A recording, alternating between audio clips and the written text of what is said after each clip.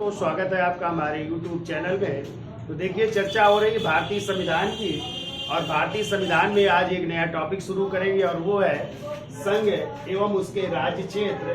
जो भाग किसमें है? एक में है, और अनुच्छेद 1 से 4 तक है। ठीक है, तो अनुच्छेद जो 1 कहता है वो कहता है India that is Bharat shall be union of state, यानी भारत क्या है? राज्यों का संघ है। ठीक है, और यहाँ पे जो है संघ के लिए फेडरेशन की जगह किस शब्द का यूज किया गया? यूनियन। और यूनियन हमें किसका बोध कराता है? एकता का बोध कराता है। यूनियन माने एक तरह से समूह या एकता भी कह सकते हैं, उसका बोध कराता है। अब इसके जो है कई भाग है, उनकी भी चर्चा कर लेते हैं। तो पहला पॉइंट लिखिए, देखिए अनुच्छेद 1 क्या कहता है? अनुच्छेद 1 कहता है India that is Bharat, India that is Bharat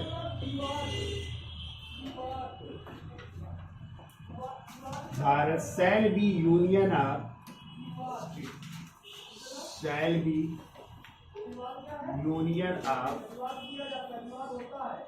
state है।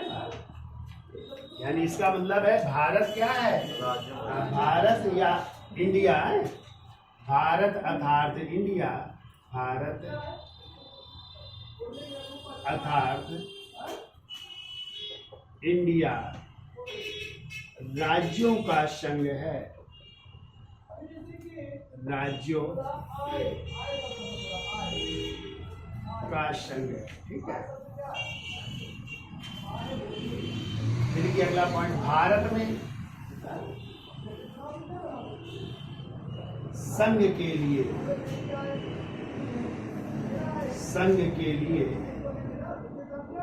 फेडरेशन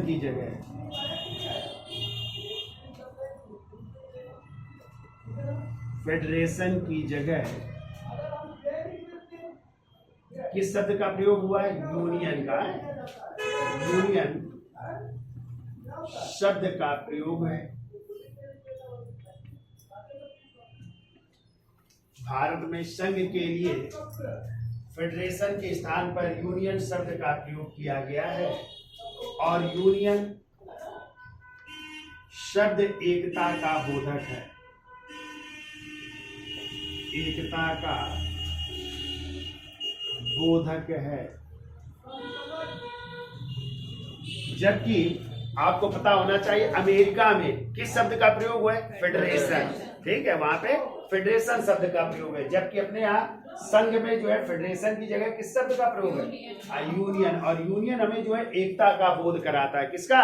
एकता का बोध कराता है। ठीक है, अगला पॉइंट लिखिए, ये भारत के या भारत में क्या क्या चीजें आएंगी? भारत में लिखिए, नंबर 1 लिखो, राज्य क्षेत्र आएंगे। राज्य क्षेत्र आएंगे, और कितने राज्य क्षेत्र हैं? बस 28 राज्य क्षेत्र है ना, या 28 राज्य है। दूसरे नंबर में क्या आएंगे? संघ शासित प्रदेश। संघ शासित प्रदेश, या इसी कह सकते हैं केंद्र शासित प्रदेश। केंद्र शासित प्रदेश।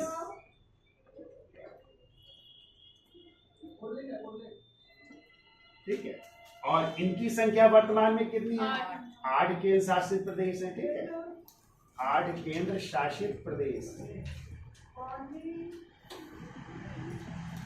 ठीक, तो आपको पता है पहले 29 राज्य हो गए थे ना। तेलंगाना 29वां राज्य था, जो 2 जून 2014 को बना। लेकिन आपको पता है कि जो जम्मू कश्मीर है वो 31 अक्टूबर 2019 को क्या बना दिया गया? संघ शासित प्रदेश बना दिया, या केंद्र शासित प्रदेश बना दिया गया। इसलिए राज्यों की संख्या कितनी बची है? 28। और दूसरी तरफ जो है पहले 7 केंद्र शासित प्रदेश थे, 2 नए बन गए। कौन? जम्मू कश्मीर और लद्दाख। कब बन गए ये? 31 अक्टूबर 2019 को बन गए थे, तो 9 हो गए थे। लेकिन आपको पता है कि 26 जनवरी 2020 को दादरा नागर हवेली और दमन द्वीप को क्या कर दिया गया, एक कर दिया गया। इसलिए अब केंद्र शासित प्रदेशों की संख्या कितनी बची, 8। तो 28 राज्य है और 8 है। अब इसके बाद क्या आएंगे, तीसरी चीज, जो अर्जित किए गए हैं भूभाग। अर्जित का मतलब चाहे वो भूमि अधिग्रहण हुए हो, चाहे आपका मतलब है जनमत संग्रह द्वारा किया गया हो, चाहे सैनिक कार्यवाही द्वारा किए गए। जैसे आपको पता है जो हैदराबाद रियासत थी, हैदराबाद को बाद में कैसे मिलाया गया, पीछे पढ़ के आए हो आप लोग ना, तो सैनिक कार्यवाही करनी पड़ी थी, 5 दिन की सैनिक कार्यवाही। और उस सैनिक कार्यवाही का क्या नाम दिया गया था, ऑपरेशन पोलो। जैसे आप लोगों ने गोवा को भी जो है सैनिक कार्यवाही द्वारा मिलाया गया 1961 में। कौन सा ऑपरेशन विजय द्वारा। जैसे आप लोग पढ़ते हो जूनागढ़ रियासत का विलय किया गया, तो क्या किया गया वहां पे, जनमत संग्रह द्वारा भारत में विलय किया गया।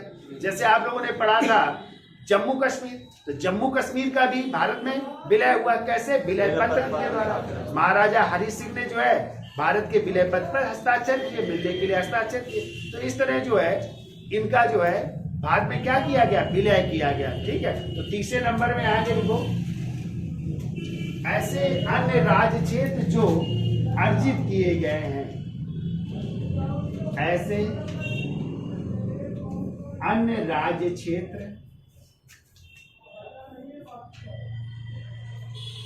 क्षेत्र जो अर्जित किए गए हैं, अर्जित किए गए हैं। ठीक है, और कैसे अर्जित किए गए हैं, तो हमने बताया समझौते द्वारा। जैसे आपको पता है पांडिचेरी तो फ्रांस से फ्रांसीसियों के कब्जे में था ना, तो समझौता किया गया कब, 1954 में। तो कह सकते हैं समझौते द्वारा अर्जित किए गए, प्लस कुछ सैनिक कार्यवाही द्वारा, सैनिक कार्यवाही द्वारा अर्जित किए गए। ठीक है, या कुछ जनमत संग्रह द्वारा। तो ये आप लोग लिख सकते हैं समझौते द्वारा या सैनिक कार्यवाही द्वारा जो अर्जित किए गए हैं, वो सब किसमें आएंगे, भारत के राज्य क्षेत्र में। तो भारत के राज्य क्षेत्र के अंतर्गत क्या क्या आ जाएंगे, एक तो राज्य क्षेत्र यानी स्टेट, कितने हैं, 28। दूसरे नंबर में संघ शासित प्रदेश या केंद्र शासित प्रदेश जो कितने हैं, 8। और ऐसे अन्य राज्य जिन्हों की क्या किया गया, अर्जित किया गया है किसी ना किसी माध्यम से, चाहे वो समझौते द्वारा, चाहे जनमत संग्रह द्वारा, चाहे सैनिक कार्यवाही द्वारा, जिनको भारत में विलय किया गया। तो ये सब भारत के अंतर्गत आएंगे। ठीक है, अब देखिए आगे लिखिए, तो कह सकते हैं वर्तमान में कितने राज्य है, 28 राज्य और 8 केंद्र शासित प्रदेश है। तो लिख लो, चाहे वर्तमान में 28 राज्य व 8 केंद्र शासित प्रदेश है। 28 राज्य व 8 केंद्र शासित प्रदेश है। ठीक है, अब देखिए अनुच्छेद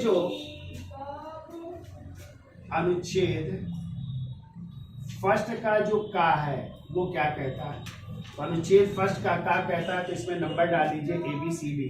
तो कहा गया इसमें कि भारतीय संघ समझौते का परिणाम नहीं है। पहला पॉइंट लिखिए, भारतीय संघ समझौते का परिणाम नहीं है, समझौते का परिणाम नहीं है, यानी कोई समझौते का परिणाम नहीं है। ठीक है, बी नंबर कहता है इकाइयों को, बी नंबर कहता है इकाइयों को संघ से अलग होने का अधिकार नहीं है। इकाइयों को संघ से अलग होने का अधिकार नहीं है, अलग होने का अधिकार नहीं है। तो यहाँ पे इकाइयों का मतलब है प्रांत है, यानी प्रांतों को भारत से अलग होने का अधिकार है, यानी कोई अलग राष्ट्र नहीं बन सकता प्रांत। ठीक है, तो इनको भारत संघ से अलग होने का अधिकार नहीं है, वो भारत का हिस्सा बने रहेंगे। भले ही प्रांत विभाजित कर दिए जाएंगे, लेकिन उनको अलग होने का अधिकार नहीं, यानी अलग राष्ट्र वो नहीं बन सकते हैं। ठीक है, तो ये कहा गया है। सी नंबर लिखिए, और क्या कहा गया है, कहा गया है यूएनओ और अंतरराष्ट्रीय समझौते यानी संयुक्त राष्ट्र संघ में, यूएनओ में एवं अंतरराष्ट्रीय समझौतों में, अंतरराष्ट्रीय समझौतों में, ठीक है। तो भारत का नाम किस नाम से होगा? इंडिया के नाम से उसकी पहचान, ठीक है। यानी वहां पे क्या नाम दिया जाएगा? इंडिया। कहाँ पे? यूएनओ में और अंतरराष्ट्रीय जो दूसरे देशों से समझौते होंगे वहां पे भारत नहीं बल्कि किस शब्द का प्रयोग है? इंडिया शब्द का प्रयोग किया जाएगा। तो लिखो यूएनओ में एवं अंतरराष्ट्रीय समझौतों में भारत की पहचान, अंतरराष्ट्रीय समझौतों में भारत की पहचान इंडिया नाम से की जाएगी, इंडिया नाम से की जाएगी।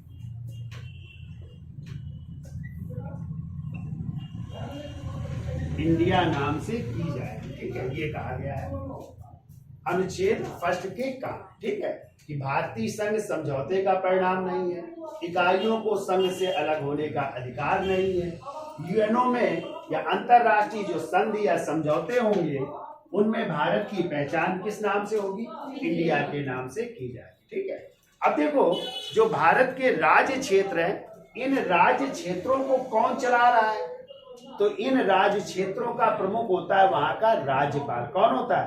और राज्यपाल किसकी सहायता से शासन चला रहा है? तो मंत्री परिषद की सहायता से। तो यहाँ पे मंत्री परिषद प्लस कौन होंगे? राज्यपाल होंगे। तो मंत्री परिषद और राज्यपाल की सहायता से यहाँ का शासन चल रहा है। जबकि जो केंद्र शासित प्रदेश है यहाँ पे कौन शासन चला रहा है? तो राष्ट्रपति द्वारा। किसके द्वारा? राष्ट्रपति। और राष्ट्रपति जो है अपने एक प्रतिनिधि के रूप में किसी को नियुक्त कर सकता है, ठीक है। तो यहाँ का शासन किसके द्वारा चल रहा है? राष्ट्रपति के द्वारा। और राष्ट्रपति जो है किसके माध्यम से? तो अपने एक प्रतिनिधि के माध्यम से यहाँ का शासन चला रहा है, ठीक है। तो प्रतिनिधि में कौन आ जाते हैं? तो प्रतिनिधि में आ जाएंगे उपराज्यपाल। कौन?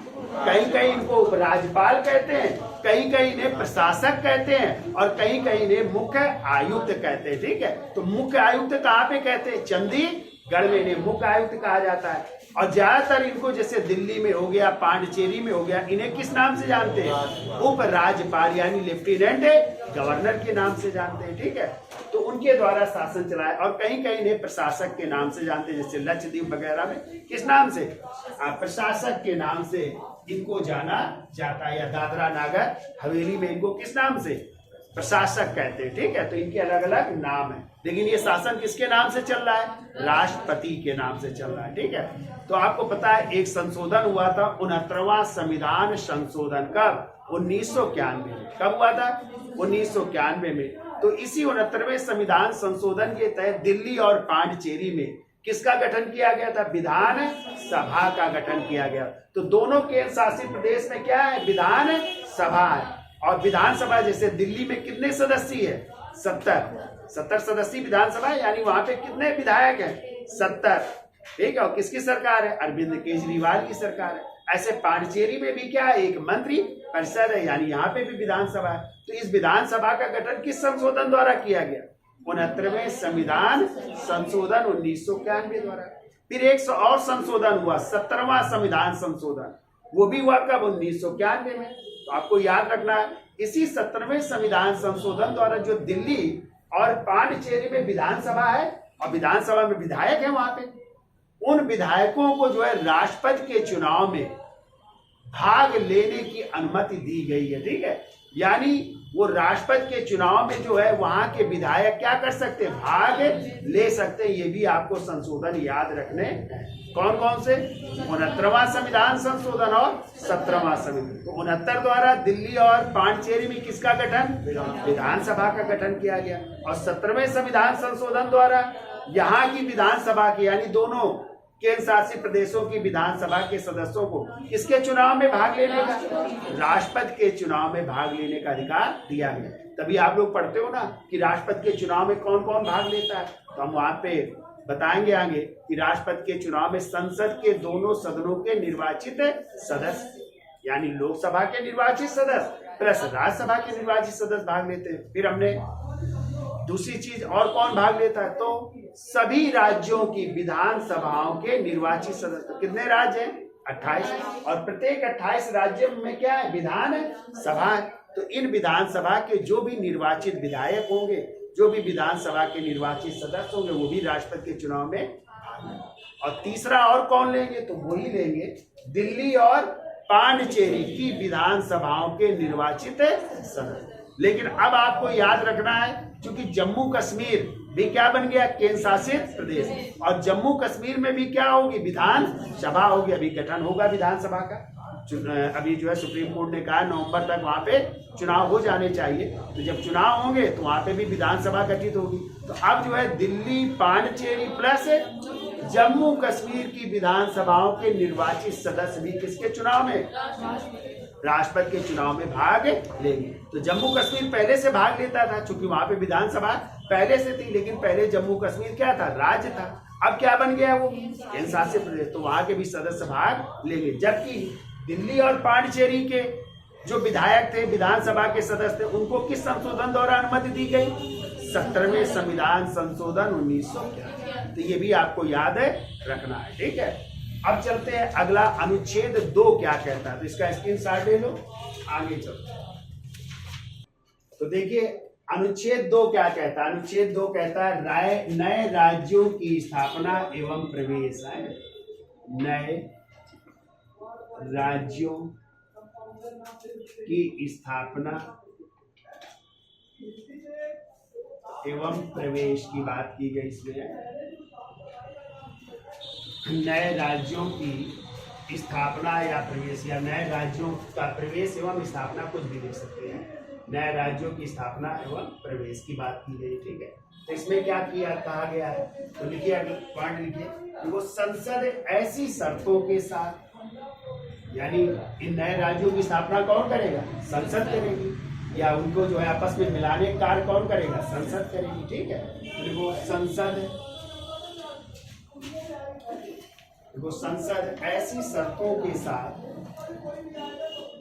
ऐसी शर्तों के साथ, जो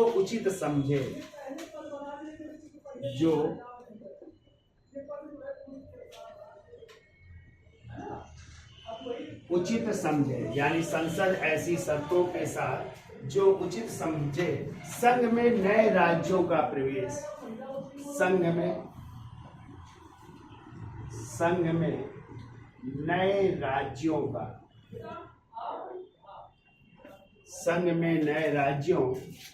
प्रवेश, नए राज्यों का प्रवेश या प्रतिस्थापना कर सकती है, या प्रतिस्थापना कर सकती है,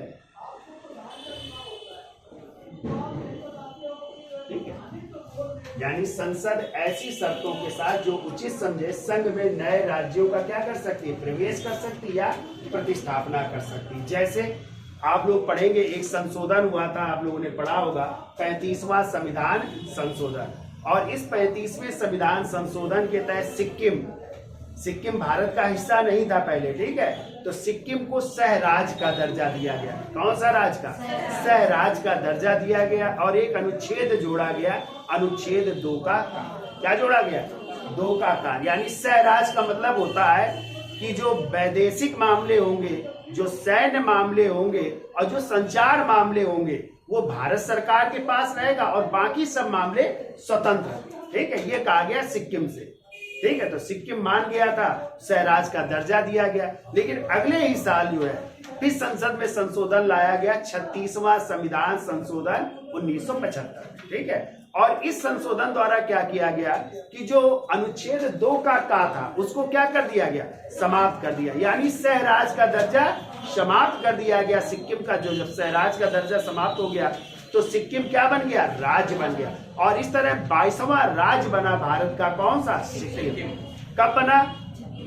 36वें संविधान संशोधन 1975 द्वारा, ठीक है। तो 1975 द्वारा जब सहराज का दर्जा खत्म हुआ, यानी अनुच्छेद 2 के का को क्या कर दिया गया, समाप्त कर दिया गया, और सिक्किम भारत का कौन सा राज्य बना, 22वां राज्य बना, ठीक है। तो ये क्या था, यही नए राज्यों का प्रवेश था, ठीक है।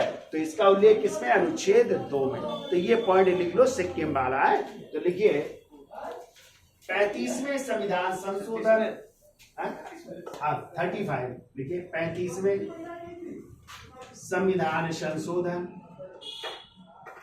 35वें संविधान संशोधन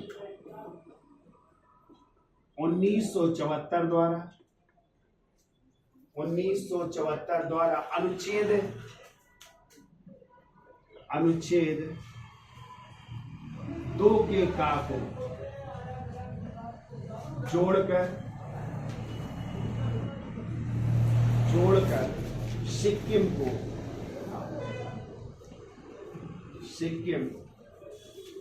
को सहराज का दर्जा दिया गया, सहराज का दर्जा दिया गया, सहराज का दर्जा दिया गया, ठीक है। ये ध्यान रखिएगा, किस संशोधन द्वारा, 35वें संविधान संशोधन द्वारा, ठीक है। सिक्किम को जो है सहराज का, यानी एसोसिएट स्टेट का दर्जा दिया गया, अंग्रेजी में क्या कहेंगे, एसोसिएट स्टेट का दर्जा दिया गया। यानी इसमें जो है कहा गया कि भारत सरकार कौन से मामले अपने पास रखेगी, विदेश मामले, सैन्य मामले और संचार मामले, और बाकी सभी मामले सिक्किम के पास रहेंगे, ठीक है। लेकिन अगले साल ही कौन सा संशोधन कर दिया गया, 36वां संविधान संशोधन, कब, 1975, और उसके तहत जो है अनुच्छेद 2 के का को क्या कर दिया गया, समाप्त कर दिया गया। और 2 के का में क्या बात की गई, सहराज की। अब सहराज का दर्जा समाप्त हो गया और सिक्किम आपका क्या बन जाएगा, 22वां राज्य। तो देखिए अगला पॉइंट, 36वें संविधान संशोधन 1976 द्वारा, 75 द्वारा 36वें संविधान संशोधन 1975 द्वारा अनुच्छेद 2 के का को समाप्त किया गया, अनुच्छेद 2 के का को समाप्त किया गया, और सिक्किम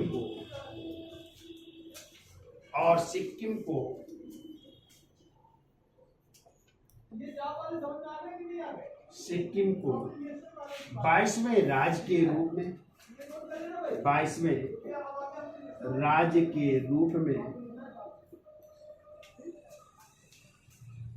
दर्जा दिया गया, 22वें राज्य के रूप में गठित किया गया, या 22वां राज्य बनाया गया, कुछ भी नहीं, गठित किया गया, या सिक्किम को पूर्ण राज्य का दर्जा दिया गया, ठीक है। ये भी कह सकते हैं। तो सिक्किम अब क्या बन गया, पूर्ण राज्य का दर्जा, ठीक है। ध्यान रखिएगा, किसी राज्य के निर्माण के लिए, किसी राज्य को मिलाने के लिए संविधान संशोधन की जरूरत नहीं पड़ती है, ध्यान रखिएगा, ठीक है। तो अभी हम पढ़ाएंगे कि संविधान संशोधन 3 प्रकार के होते हैं, एक साधारण होता है, एक विशेष होता है, एक विशेष प्लस आधे से अधिक राज्यों का समर्थन। तो जो अनुच्छेद 368 है, तो 368 में किसकी बात की गई, संविधान संशोधन। तो जो अनुच्छेद 368 के तहत संविधान संशोधन होते हैं उन्हें ही संविधान संशोधन माना जाता है। और अनुच्छेद 368 के तहत 2 प्रकार के संविधान संशोधन होते हैं, एक विशेष बहुमत द्वारा, विशेष बहुमत का मतलब 2/3 सदस्यों का बहुमत, और एक होता है विशेष बहुमत प्लस आधे राज्यों का समर्थन, यानी 2/3 बहुमत से उसको पास होना चाहिए, फिर आधे से अधिक राज्यों का उसको क्या होना चाहिए, समर्थन भी होना चाहिए, उन्हें ही कहते हैं संविधान संशोधन। और जो राष्ट्रपति द्वारा घोषित हो जाता है, यानी राष्ट्रपति के द्वारा जो अध्यादेश घोषित होता है उसे कहते हैं साधारण संविधान संशोधन। तो इन राज्यों का गठन जो है कैसे होता है, राष्ट्रपति द्वारा एक विधेयक पारित करके या राष्ट्रपति द्वारा घोषित करके, इनको कहलाता है साधारण विधेयक। ये संविधान संशोधन विधेयक नहीं कहलाते, ठीक है। क्योंकि यहाँ पे आप कहोगे क्यों हुआ 35वां, तो 35वां संविधान संशोधन इसलिए किया गया था कि सिक्किम को कौन सा दर्जा दिया गया, सह राज्य का, इसलिए संशोधन किया गया। कि 36वां क्यों हुआ, तो 36वां इसलिए हुआ कि सिक्किम को सह राज्य के दर्जे को समाप्त किया गया, यानी उसको जो है पहले सहराज का दर्जा दिया गया था, तो सहराज के दर्जे को समाप्त किया गया, यानी अनुच्छेद 2 के का को समाप्त करने के लिए ही कौन सा संशोधन किया गया, 36वां संविधान संशोधन किया। बाकी किसी राज्य के निर्माण के लिए, ठीक है, किसी राज्यों को मिलाने के लिए कोई संविधान संशोधन नहीं किया जाता। जैसे आप लोगों ने पढ़ा होगा कि 26वां राज्य कौन बना था, छत्तीसगढ़ बना था। कब बना था, 1 नवंबर 2000। क्या कोई संशोधन हुआ था? आप पढ़ेंगे 27वां राज्य क्या बना था, उत्तराखंड, उत्तर प्रदेश को काट करके, क्या कोई संशोधन हुआ था? नहीं, 9 नवंबर 2000 को। फिर आप पढ़ेंगे 28वां राज्य क्या बना था, झारखंड, 15 नवंबर 2000। क्या कोई संशोधन हुआ था? नहीं हुआ था। फिर आप लोग पढ़ोगे 29वां राज्य 2 जून 2014 को तेलंगाना, आंध्र प्रदेश से हटकर के, क्या कोई संशोधन हुआ था? नहीं हुआ। ठीक है, जैसे अभी आपको पता है केंद्र शासित प्रदेश दादरा नागर हवेली और दमन दीव को एक किया गया है, क्या इसके लिए कोई संशोधन हुआ? नहीं। जबकि 26 जनवरी 2020 को दोनों को क्या कर दिया एक। तो किसी राज्य के निर्माण के लिए, किसी राज्य को मिलाने के लिए संविधान संशोधन की आवश्यकता नहीं होती, वो साधारण विधेयक द्वारा उनको शामिल कर लिया जाता है या अलग कर दिया जाता। ठीक है, चलिए अब लिखिए अनुच्छेद 3 है, तो इसका स्क्रीनशॉट ले लो। अब लिखो अनुच्छेद 3। तो ये सब तो देखिए अनुच्छेद 3 क्या कहता है, तो लिखिए भारत के नए राज्य का निर्माण, भारत में किसी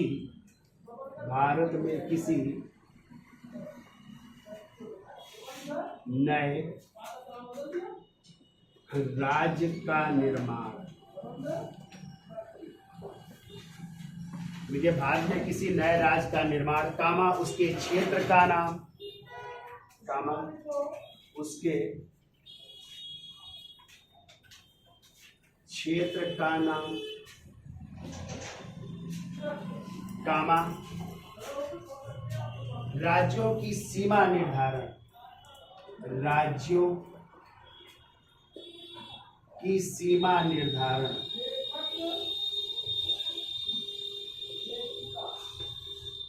राज्यों की सीमा निर्धारण का अनन्य अधिकार संसद के पास है, का अनन्य अधिकार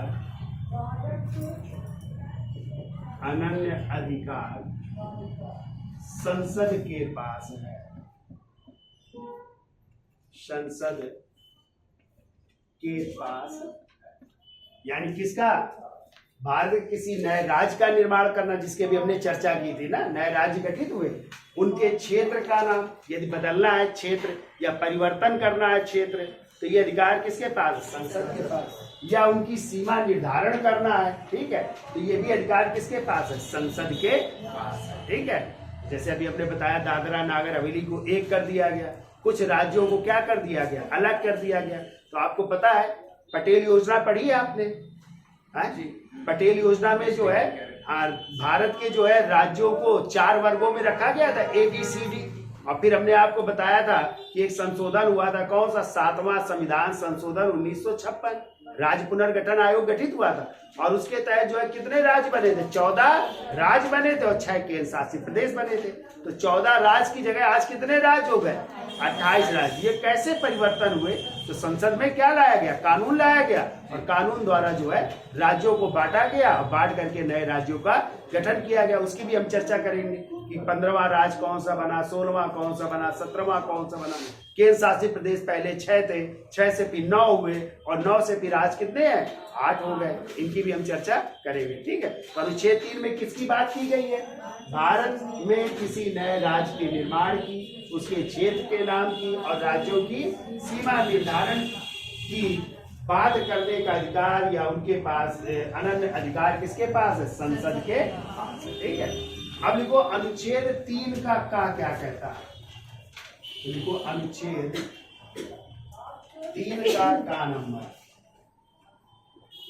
तो 3 का क्या कहता है, देखो संसद 4 प्रकार से नए राज्यों का निर्माण कर सकती है। संसद 4 प्रकार से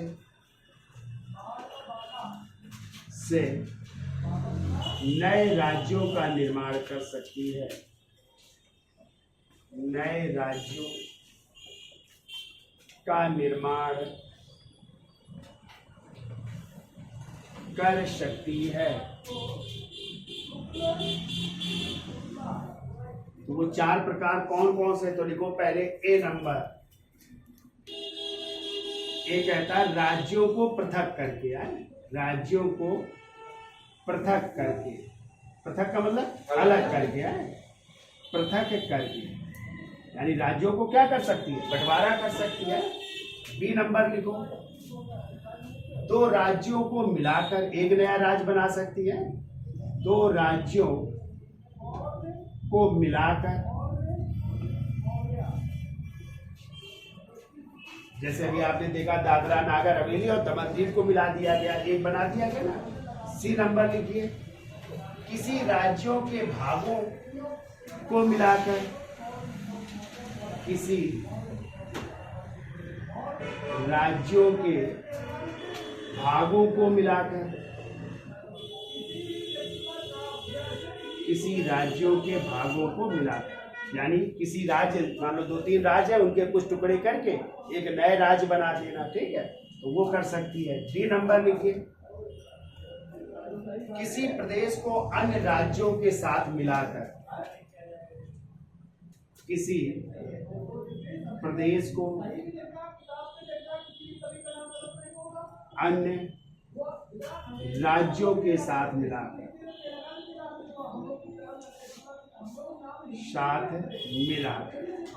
ठीक है।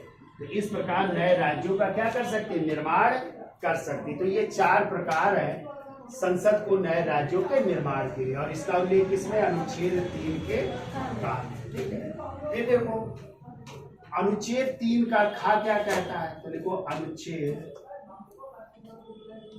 3 का खा, तो इसमें किसकी बात की गई है, देखो संसद को राज्य क्षेत्रों में बढ़ोतरी करने का भी अधिकार है। संसद को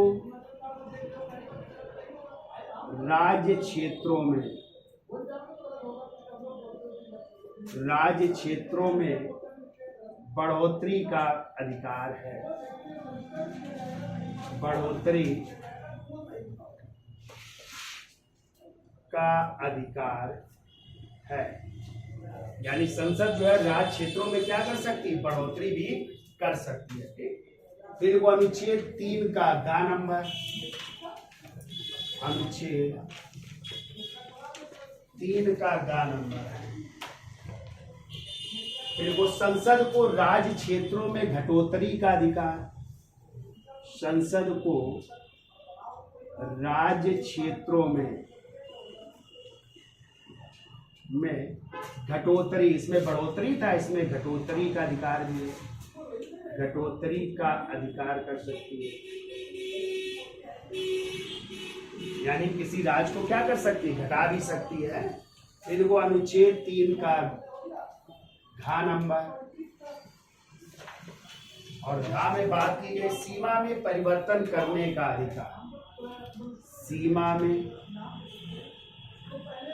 परिवर्तन करने का अधिकार, परिवर्तन करने का अधिकार भी संसद के पास है।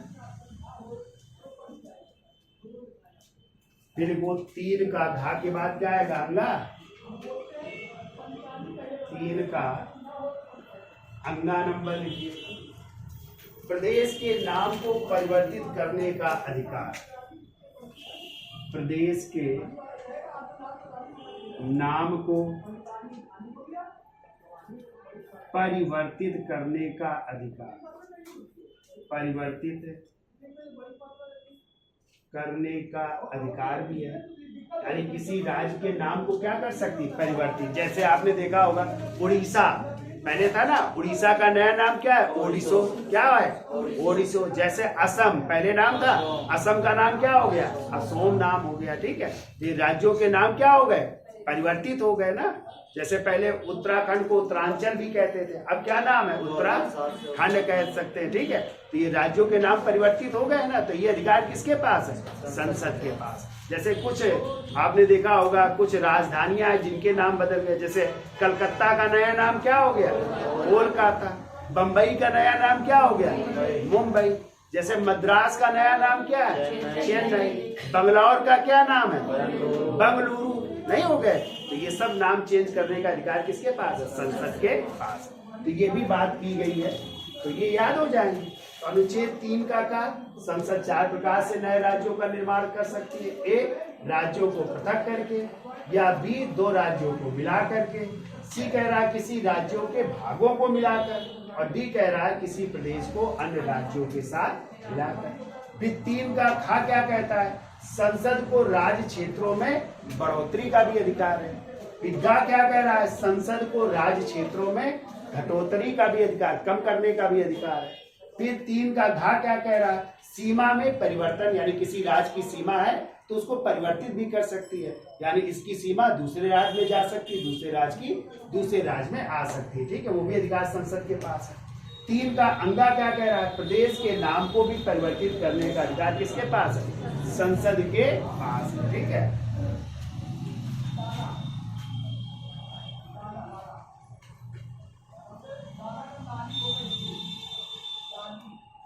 जैसे आप लोगों ने देखा होगा कि सवा संविधान संशोधन हुआ है अभी, क्यों भाई?